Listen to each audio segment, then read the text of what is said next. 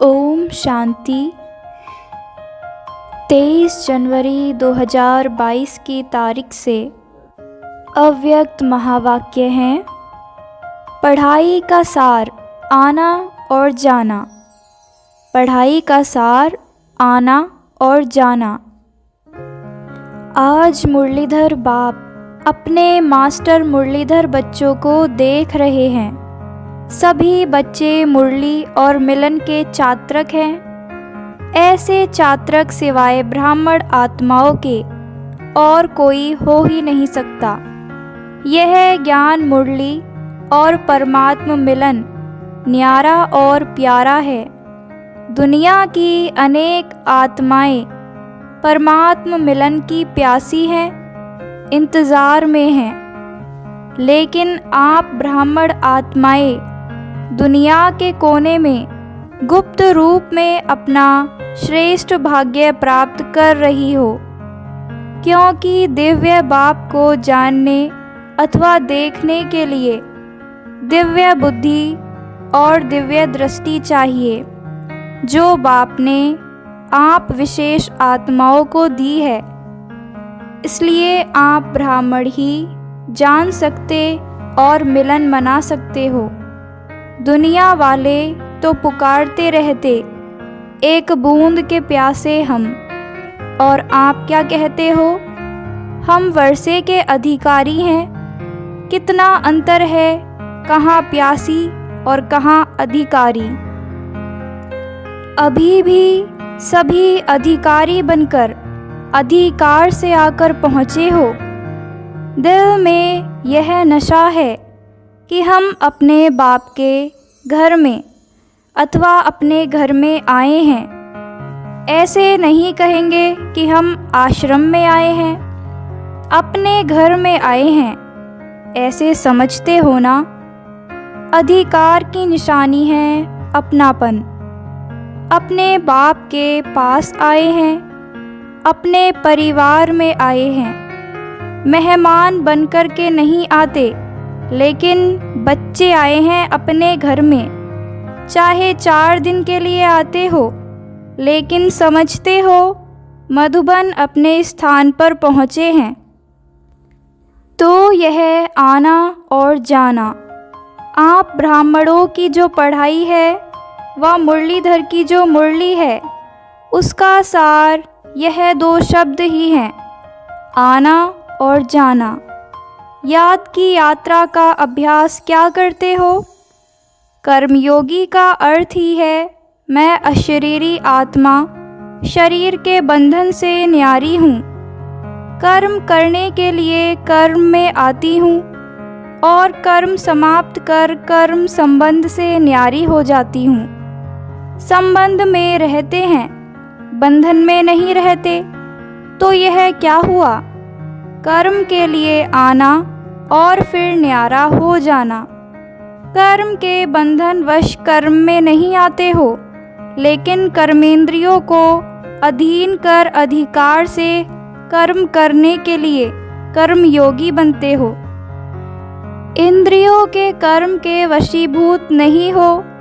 कोई भी किसी के वश हो जाता तो वश हुई आत्मा मजबूर हो जाती, और मालिक बनने वाली आत्मा कभी किससे मजबूर नहीं होती। अपने स्वमान में मजबूत होती है। कई बच्चे अभी भी कभी कभी किसी न किसी कर्मेंद्रिय के वश हो जाते हैं। फिर कहते हैं आज आँख ने धोखा दे दिया, आज मुख ने धोखा दे दिया, दृष्टि ने धोखा दे दिया। परवश होना अर्थात धोखा खाना, और धोखे की निशानी है दुख की अनुभूति होना। और धोखा खाना चाहते नहीं हैं, लेकिन ना चाहते हुए भी कर लेते हैं। इसको ही कहा जाता है वशीभूत होना। दुनिया वाले कहते हैं चक्कर में आ गए। चाहते भी नहीं थे, लेकिन पता नहीं कैसे चक्कर में आ गए। आप सुदर्शन चक्रधारी आत्मा किसी धोखे के चक्कर में नहीं आ सकती, क्योंकि सुदर्शन चक्र अनेक चक्कर से छुड़ाने वाला है। ना सिर्फ अपने को, लेकिन औरों को भी छुड़ाने के निमित्त बनते हैं। अनेक प्रकार के दुख के चक्करों से बचने के लिए सोचते हैं इस सृष्टि चक्र से निकल जाएं। लेकिन सृष्टि चक्र के अंदर पार्ट बजाते हुए अनेक दुख के चक्करों से मुक्त हो जीवन मुक्त स्थिति को प्राप्त कर सकते हो, यह कोई नहीं जानता है। आप चैलेंज करते हो कि हम आपको जीवन में मुक्ति डबल दिला सकते हैं, जीवन भी और मुक्ति भी हो, ऐसी चैलेंज की है ना।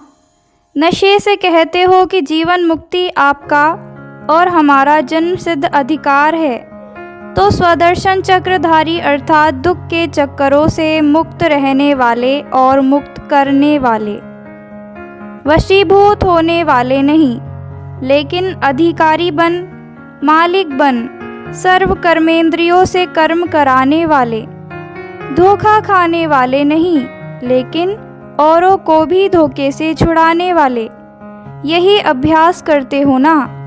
कर्म में आना और फिर न्यारा हो जाना, तो याद का अभ्यास क्या रहा? आना और जाना। और पढ़ाई अर्थात ज्ञान का सार क्या है?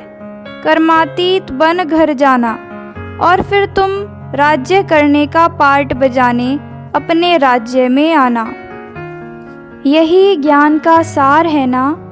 तो जाना और आना, यही ज्ञान और योग है।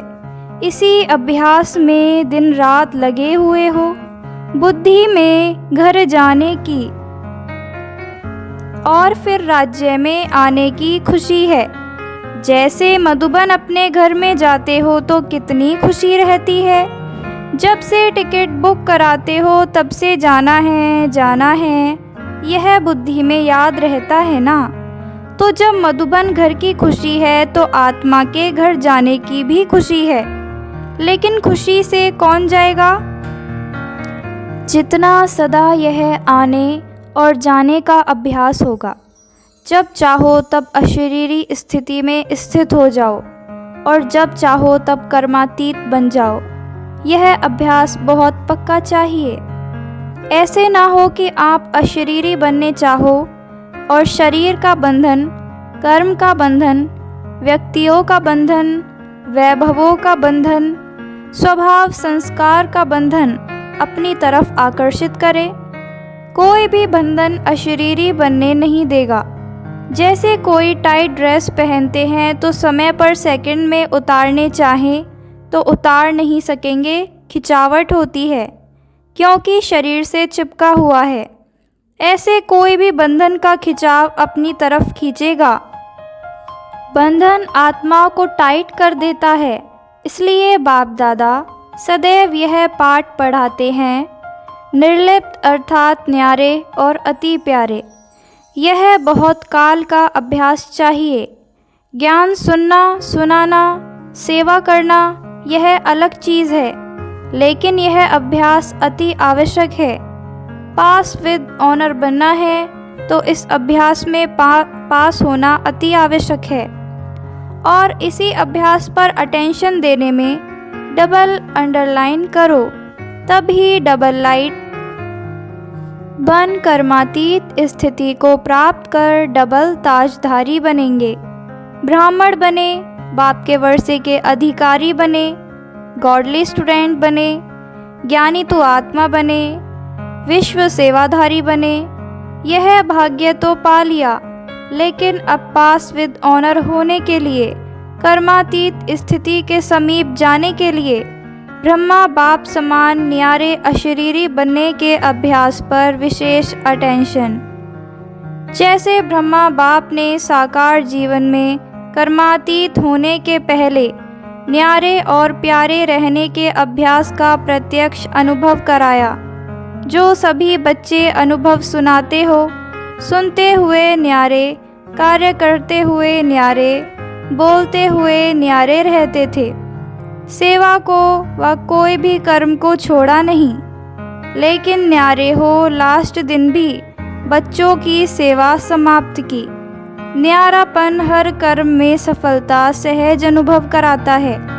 करके देखो, 1 घंटा किसको समझाने की भी मेहनत करके देखो और उसके अंतर में 15 मिनट में सुनते हुए, बोलते हुए न्यारेपन की स्थिति में स्थित होके दूसरी आत्मा को भी न्यारेपन की स्थिति का वाइब्रेशन देकर देखो।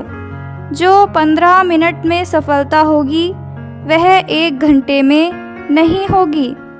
यही प्रैक्टिस ब्रह्मा बाप ने करके दिखाई। तो समझा क्या करना है? पहले निमित्त तो टीचर्स हैं, फॉलो फादर करेंगी ना।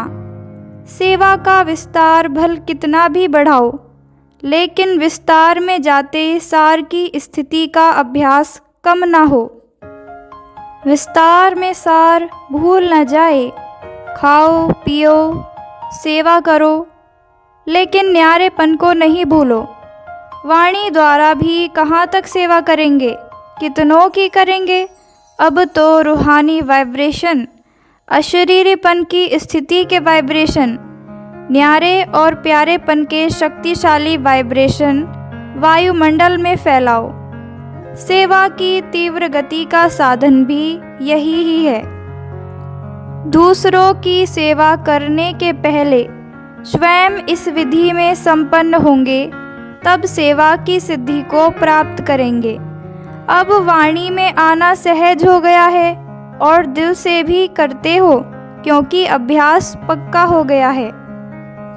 ऐसे यह अभ्यास भी नेचुरल हो जाएगा। इस नेचुरल अभ्यास से ही नेचर बदली होगी, चाहे मनुष्य आत्माओं की नेचर, चाहे प्रकृति नेचर। समझा? मुश्किल तो नहीं लगता है ना? बड़े ते बड़े बाप के बच्चे हैं और बड़े ते बड़े प्राप्ति के अधिकारी हैं, तो उसके लिए कोई बड़ी बात नहीं। अटेंशन रखना तो आता है ना, कि टेंशन रखना आता है। निजी संस्कार अटेंशन के हैं। जब टेंशन रखना आता है तो अटेंशन रखना क्या बड़ी बात है? टेंशन रखने में तो आदती हो गई है ना। अटेंशन का भी टेंशन नहीं रखो, लेकिन नेचुरल अटेंशन हो। कई ऐसा भी करते हैं, अटेंशन को टेंशन में बदल देते हैं, लेकिन अटेंशन को अटेंशन के रूप में देखो, बदली नहीं करो। ओरिजिनल अभ्यास आत्मा को न्यारे होने का है। न्यारी थी, न्यारी है, फिर न्यारी बनेगी। सिर्फ अटैचमेंट न्यारा बनने नहीं देता है। वैसे आत्मा की ओरिजिनल नेचर शरीर से न्यारे रहने की है, अलग है। शरीर आत्मा नहीं, आत्मा शरीर नहीं। तो न्यारे हुए ना। सिर्फ 63 जन्मों से अटैचमेंट की आदत पड़ गई है। ओरिजिनल तो ओरिजिनल ही होता है। अच्छा, डबल विदेशी भी बहुत पहुंच गए हैं नया वर्ष मनाने के लिए। मेहमान बन करके आए हो या बच्चे बनकर आए हो, अपनापन लगता है ना। बाप दादा भी बच्चों को अपने घर में देख हर्षित होते हैं। बच्चे सदैव घर का श्रृंगार होते हैं। बच्चों से मधुबन सज जाता है, इसलिए बाप दादा अपने घर के श्रृंगार को देख खुश हो जाते हैं। चाहे भारतवासी चाहे विदेशी, दोनों ही घर के श्रृंगार हैं। बाप दादा आने की भी मुबारक देते हैं, जाने की भी मुबारक देते हैं। यहाँ आना भी अच्छा है, जाना भी अच्छा है। विदाई नहीं है, बधाइयाँ ही बधाइयाँ हैं। जाएंगे तो सेवा की बधाइयाँ, और यहाँ आए हो तो मिलने की बधाइयाँ। दोनों ही मुबारक है ना। अच्छा, सर्व देश विदेश के सदा अधिकारी बच्चों को, सदा ज्ञान और याद के सार में रहने वाली श्रेष्ठ आत्माओं को, सदा आना और जाना, इस स्मृति से संपन्न बनने वाली आत्माओं को, सदा ब्रह्मा बाप को फॉलो करने वाले, कर्मातीत स्थिति के समीप पहुँचने वाले योगी आत्माओं को, सदा अपनेपन के अनुभव और अधिकार की खुशी में रहने वाले खुश मिजाज बच्चों को बाप दादा का याद प्यार और नमस्ते। हम रूहानी बच्चों की रूहानी माता पिता बाप दादा का याद प्यार गुड मॉर्निंग, नमस्ते नमस्ते नमस्ते। शुक्रिया बाबा, शुक्रिया। डॉक्टर्स प्रति अव्यक्त महावाक्य। सभी डॉक्टर्स के दिल में क्या है? हॉस्पिटल तो नहीं है। बाप को दिल में बिठाना अर्थात सदा के लिए अनेकों को शफा देना। आजकल तो डॉक्टर्स भी कहते हैं कि दवाई इतना काम नहीं करेगी जितना दुआएं करेंगी। वो भी दवाइयों से दिल शिकस्त हो गए हैं, क्योंकि जानते हैं ना कि इसकी रिज़ल्ट क्या है और क्या निकलेगी। इसलिए अभी सबकी नज़र दुआओं तरफ जा रही है। अभी योग एक्सरसाइज के रूप में चारों ओर बढ़ता जा रहा है। अभी योग तक आए हैं, सहज योग तक आ जाएंगे। दवाइयों के बजाय दूसरी तरफ अभी बुद्धि तो गई है ना, आखिर ठिकाने पर आ जाएंगे। तो डॉक्टर्स यही काम करते हो ना, सबकी बुद्धि को ठिकाने पर लगाने वाले होना। अच्छा है, हिम्मत रखने से बाप की मदद स्वतः मिल रही है और मिलती रहेगी। जहाँ हिम्मत है वहाँ असंभव भी संभव हो जाएगा। सभी असंभव को संभव करने वाले हो। जो दुनिया वाले कहते हैं मन को एकाग्र करना बहुत मुश्किल है, असंभव भी कह देते हैं। और आप क्या कहते हो? आपके लिए तो सेकंड की बात है ना। बस बाबा कहा और मन ठिकाने पर पहुंचा, तो आपके लिए सेकंड का काम है और उन्हों के लिए असंभव है। कितना अंतर आ गया। टाइम तो नहीं लगता है, ऐसे तो नहीं गीत बजे लाल बत्ती जले तब ही मन टिकेगा। मेहनत तो करनी पड़ती है। अपना बाप है ना, कोई दूसरे का बाप तो नहीं है। अपना बाप नहीं हो और कोई कहे यह आपका बाप है, इसे याद करो, तो याद नहीं कर सकेंगे ना। लेकिन यह तो अपना है। अपनी चीज़ को याद करना कभी मुश्किल नहीं होता, पराये को याद करना मुश्किल होता है। आप तो अधिकारी से याद करते हो, यह भगवान है, बहुत बड़ा है, सूर्य समान है, ऐसे याद करते हो। सब कुछ मेरा है, इस अधिकार से याद करो। रूहानी गुलाब बन सारा दिन खुशबू फैलाते रहो। खुशबू ऐसी चीज़ होती है जो दूर वालों को भी आकर्षित करती है। दूर से ही सोचेंगे यह खुशबू कहाँ से आ रही है, तो आपकी रूहानियत विश्व को आकर्षित करेगी। देखो, रूहानियत की खुशबू ने देश से विदेश को भी आकर्षित किया ना। विदेश तक खुशबू पहुंची। कोई भी काम करते शुभ संकल्प से यह खुशबू फैलाते रहो। कोई भी काम करते चेक करो कि बुद्धि कितने तरफ जा रही है। ना चाहते भी अनेक तरफ जाती है, एक तरफ नहीं होती। तो जब और तरफ जा सकती है तो सेवा भी तो कर सकते हो ना, याद भी कर सकते हो। बहुत थोड़ा समय होता है जो फुल बुद्धि उस काम में रहती है। जो ऐसा कोई काम होगा, जैसे डॉक्टर्स ऑपरेशन करते हैं, ज़रूरी ऑपरेशन है तो फुल बुद्धि होगी। बाकी दवाई दे रहे हैं, देख रहे हैं, तो बुद्धि और काम भी करती है। जब वह कर सकती है तो यह क्यों नहीं कर सकती। मन और बुद्धि की आदत है चक्र लगाने की, चाहे ज्ञान का चक्र लगाओ और चाहे व्यर्थ चलाओ, लेकिन चक्कर चलता जरूर है। आप स्वदर्शन चक्र चलाओ तो और चक्कर खत्म हो जाएंगे।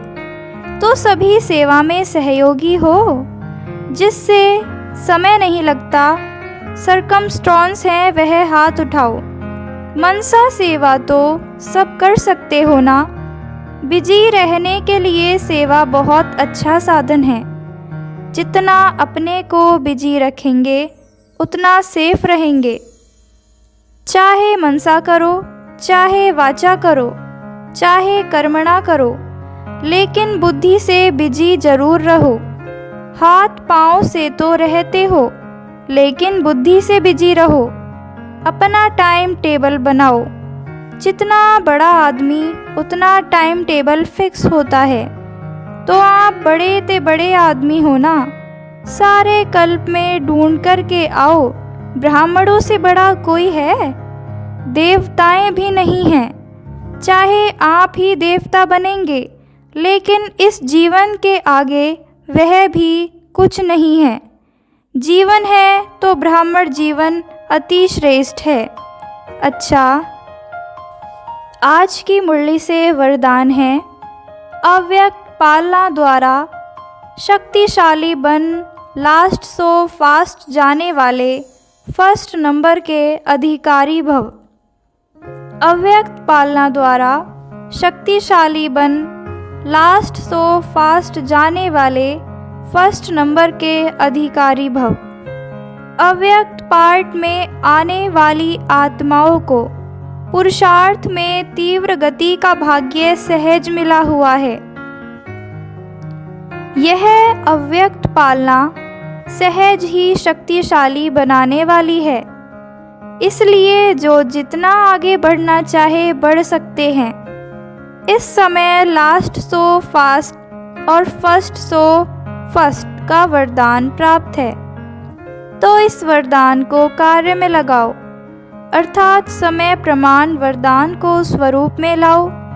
जो मिला है उसे यूज़ करो तो फर्स्ट नंबर में आने का अधिकार प्राप्त हो जाएगा।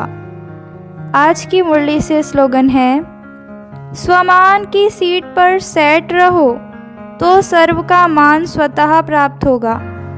स्वमान की सीट पर सेट रहो तो सर्व का मान स्वतः प्राप्त होगा। लवलीन स्थिति का अनुभव करो। बाप से सच्चा प्यार है तो प्यार की निशानी है समान कर्मातीत बनो। करावनहार होकर कर्म करो और कराओ। कर्मेंद्रियां आपसे नहीं करावे, लेकिन आप कर्मेंद्रियों से कराओ। कभी भी मन बुद्धि व संस्कारों के वश होकर कोई भी कर्म नहीं करो। ओम शांति। रोज सुनने के लिए सब्सक्राइब करें और बेल आइकन को प्रेस करें।